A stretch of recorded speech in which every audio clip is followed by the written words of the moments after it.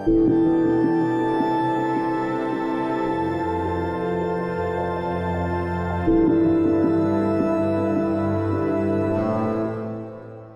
there, Genso here. This is my Devil May Cry 5 Dante Must Die difficulty S rank walkthrough.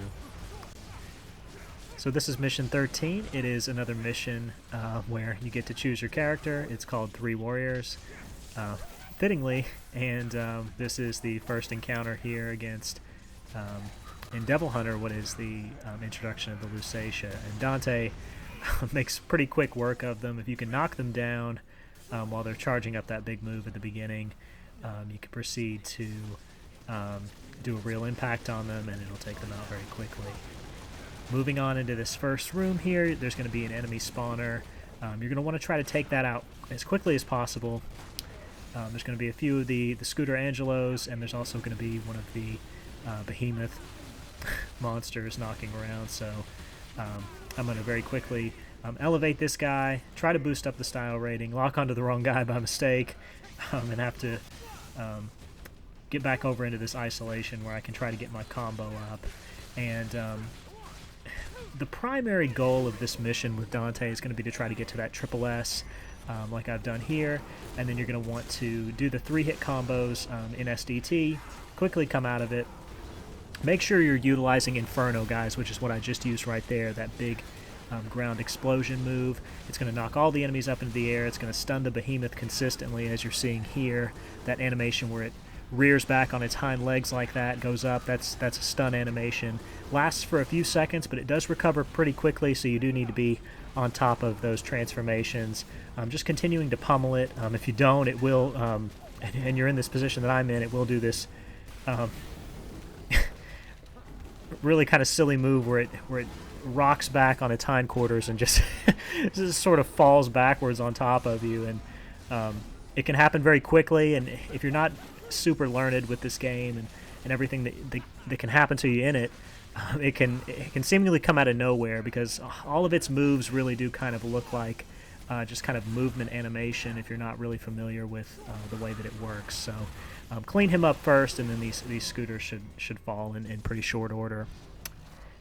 But this next room is probably going to be the toughest one in the mission. There's 2 enemy spawners that are going to continuously spawn riots. There's going to be several riots that are going to spawn away from the spawners, and there's also going to be a nobody around here too that you're going to want to definitely prioritize, because the nobody does have the ability to, if left alone for a long enough period of time, he will summon another nobody. So what I like to do is focus on the spawners, try to keep the riots off of the camera, get that triple S, and then start using the Sin Inferno move. Oh gosh, did you see? The riot did the that transformation attack that it does, where it changes stances, the one where it rolls at you and then it's on all fours, or vice versa, it gets up on 2 legs. It appeared to go right through me right there, but I didn't take any damage, so I don't know if I was in an iframe, or if it was just a lucky hitbox, or if I low profiled it somehow with that move. I couldn't really tell you, but doing a pretty good job here of using the Infernos. It stuns the riots very consistently. As you can see here, this one's rocked back. It's doing that sort of swivelly animation, and that's when you know he's not going to be much of a threat. He's not really going to do anything. Another thing to be aware of when you destroy the objective points, the red pulsating blood vacuums, when you destroy those, it is going to reveal some of those lightning shooting brain-looking mushroom things that look like they're from Bloodborne. So just be aware that they do fire electricity at you from off-camera, and you really want to try to avoid being hit by that.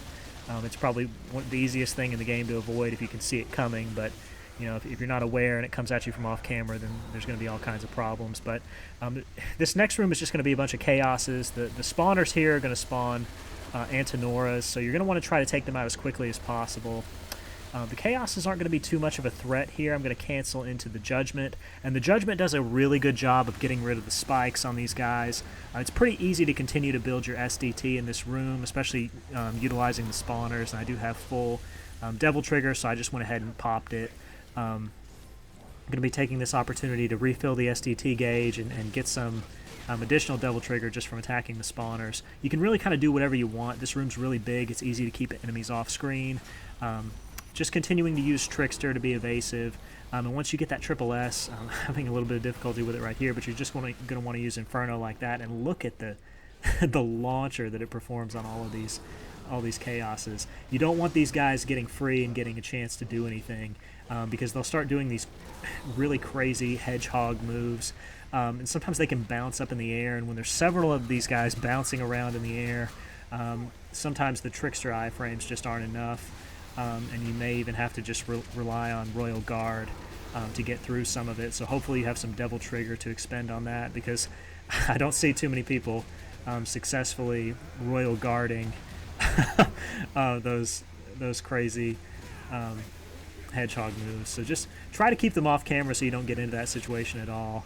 And as long as you're utilizing SDT really well, Dante makes pretty quick work of these enemies. Dante does a really great job of crowd control in this game with the addition of SDT, which is something that he was severely lacking in Devil May Cry 4. And I don't know if that's because Dante's weaponry was very limited in Devil May Cry 4. That probably is the case, but in this game I just feel like, as similar as Dante is to his Devil May Cry 4 iteration, the addition of SDT as well as the additional weapons, namely Cerberus, have really helped him out. But that's a pretty easy mission to get through, no damage. So there's your S rank. Thank you guys very much for watching, and I'll see you next time.